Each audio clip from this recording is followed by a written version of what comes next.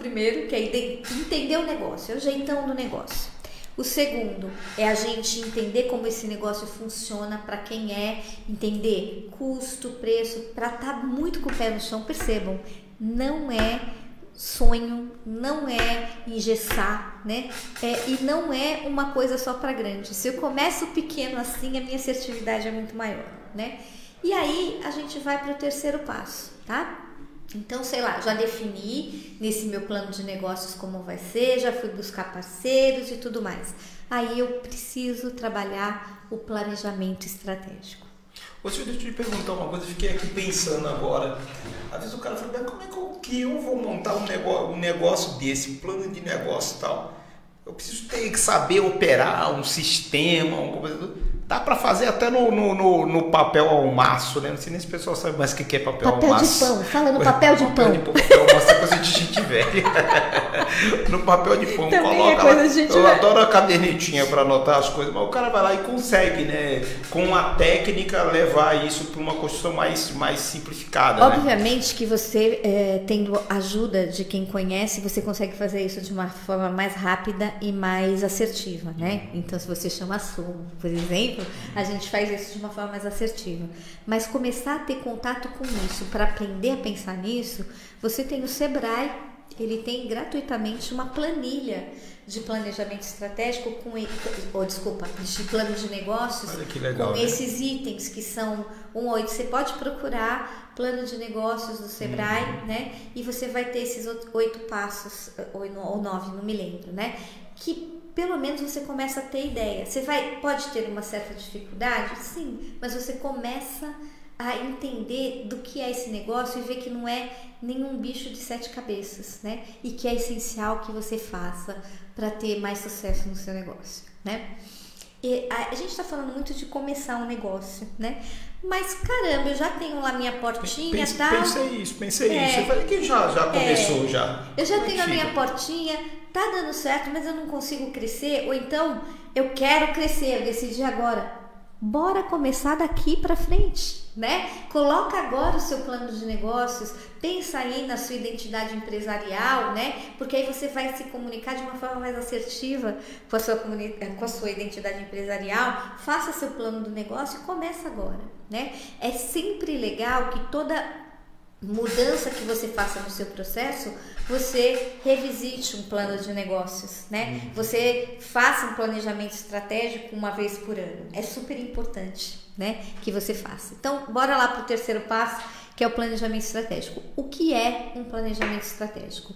O planejamento estratégico é trabalhar aquilo que a gente começou, com onde a gente quer chegar, né? Que a gente começou lá na visão da identidade, colocar aquilo no papel para desenhar o que eu começo a fazer hoje para chegar lá onde eu quero chegar, né? Então, sei lá, a gente tem lá estruturado o plano de negócios e eu percebo que eu preciso buscar ajuda no Sincomércio e tal. Eu vou colocar lá, primeira atividade, para eu começar a consolidar meu negócio e conversar com o Lino para ele me indicar a forma de buscar ajuda para estabelecer o plano estratégico, com quem que eu posso falar para fazer o meu AVCB, com quem que eu posso falar para de repente conseguir um subsídio, né? Então eu vou colocar lá. Você tocou num ponto importante assim da gente reiterar, né?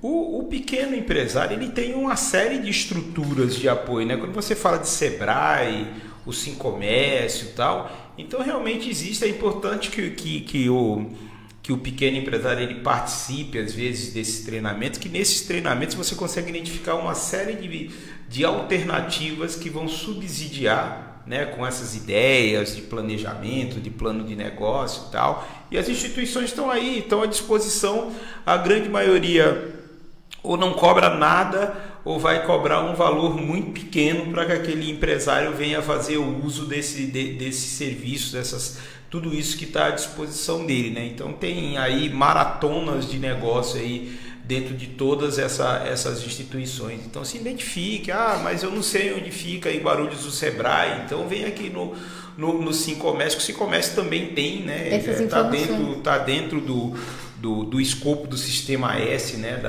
da estrutura empresarial de prestação de serviços para o empresário. Então precisa realmente procurar, porque tem muita inteligência embarcada dentro desses sistemas para ajudar, e principalmente o pequeno, porque o grande já está grande, já precisa de pouca coisa nesse sentido, né? É o pequeno que precisa realmente ter essas informações para ter sucesso do seu negócio. Exatamente, né?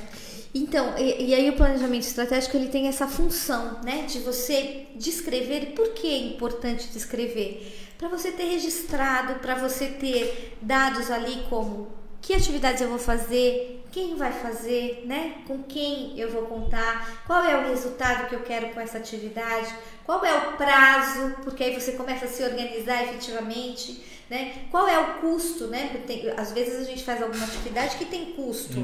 Qual é o custo disso? Até para eu saber quanto eu preciso ou reservar de dinheiro ou buscar de subsídio para essa atividade. E isso, assim, para pequeno, médio e longo prazo, né? E definir em cada uma dessas atividades de que forma você vai acompanhar e em que período você vai acompanhar que elas aconteçam. Porque vamos supor, a gente pensa no treinamento de um funcionário, por exemplo, para que ele tenha determinada expertise daqui 6 meses. Se eu for daqui 6 meses ver isso e ele não teve expertise, eu perdi 6 meses. Então é muito importante que eu aprenda a monitorar as atividades que eu determino, né? Então, sei lá, que indicador eu vou ver? O quanto essa pessoa está realizando determinada atividade, né? O quanto melhorou. Então eu vou determinar periodicamente uma forma de controlar e ver que aquilo aconteceu, para eu não ter prejuízo no final, né? Isso que você está falando é importantíssimo, nessa coisa que entra mais na questão administrativa, né? De composição de preço de venda, né? Então você falou de funcionário, né? Às vezes o cara está lá pequenininho, vou admitir um funcionário, e agora, né? É bom falar que há uma série de regramentos, né, na questão legal brasileira, né, seguir as convenções coletivas, acordos coletivos que são firmados, que criam direitos para aqueles trabalhadores, né? Veja que, por exemplo, o Sincomércio tem na convenção coletiva dele um acordo chamado REPIS. Então, aquele pequeno empresário de menor porte, até 10 funcionários, ele consegue pagar um piso salarial menor para esses trabalhadores, que é justamente uma forma de estimular esse pequeno. Mas o empresário, ele só tem acesso a essas informações quando ele busca as instituições para saber, então como é que eu posso aderir a um acordo como esse, poder ter essa prerrogativa de pagar menos ao meu funcionário. Então tem toda uma documentação específica para que no futuro esse empresário não corra riscos com a justiça, por exemplo, de ter um processo trabalhista e tal. Então há toda uma estruturação também de defesa que está dentro dessa questão do planejamento, né? Enxergar todas essas dimensões que envolvem a atividade empresarial, né? Então tem uma complexidade, né? Assim como quando a gente é funcionário de uma empresa, a gente enxerga os direitos que a gente tem, né? Férias, 13º. Quando você vai para o lado do empresário, vai ter alguém que vai olhar para você com esse mesmo pensamento. Você então, percebe? Como isso se estrutura, né? Você falando isso, me montou uma escadinha lógica na cabeça da importância de você ter o jeitão do seu negócio, que é a identidade empresarial, você ter o plano de negócios, porque tendo o plano de negócios, você consegue se estruturar para saber o que ajuda você vai procurar. Porque se você não tem um plano de negócios, você não sabe. Eu não dimensionei em 5 funcionários, eu não sei quanto eu vou gastar, então você não consegue nem buscar o planejamento para entender que passo você vai dar, qual vai ser o próximo, né? Então veja como é importante você ter isso, e que isso não é balela, não é para inglês ver, né? É muito importante porque é um desenvolvimento lógico de estruturação, né?